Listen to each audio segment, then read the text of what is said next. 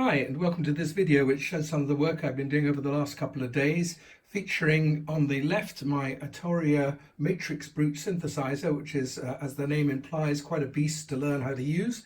And the screen in the middle is running Sonic Pi. You can see down here that the version is 3.2 dev.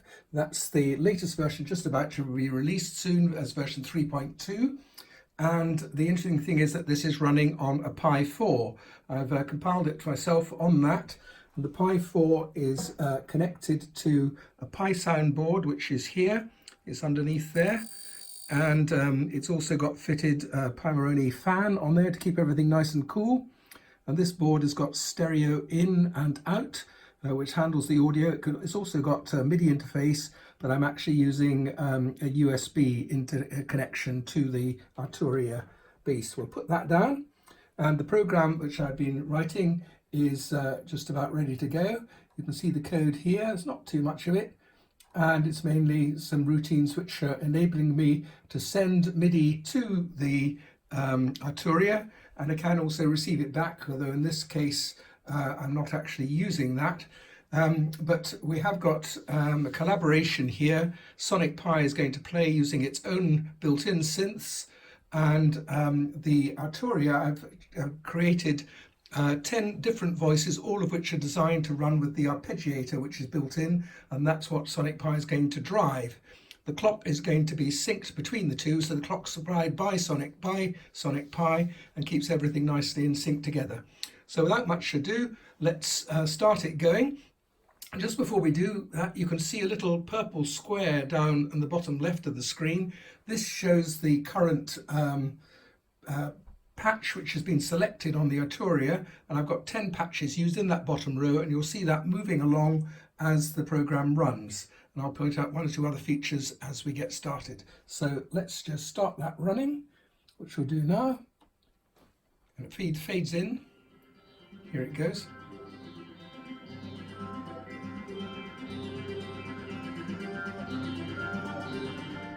You can see the patch changing there.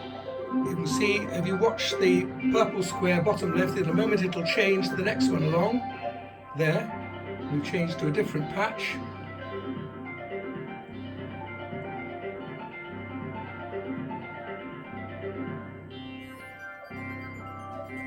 That one's a bit quieter. And at the same time, Sonic Pi is changing the synth that it's using.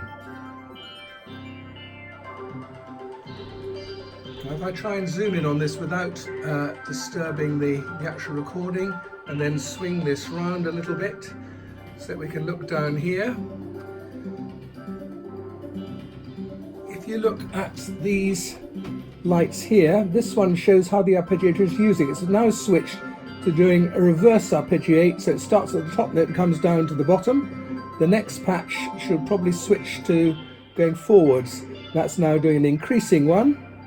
And the next patch will probably switch back to random for the direction. So you can control all these things by setting the patch and just switching with program change signals via MIDI.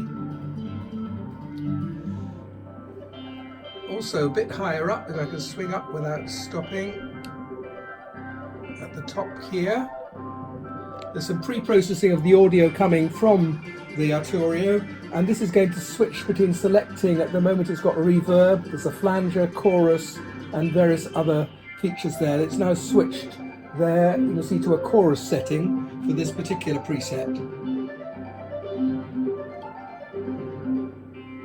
Now switch to the flanger. And all the time Sonic Pi is running there. You can see the audio shown on the trace at the top there, and you can see on the right hand side it's signifying which preset is currently being used and which synth is being used internally in Sonic Pi. Soon it's going to start fading out towards the end of the piece, which I call mesmeric arpeggios.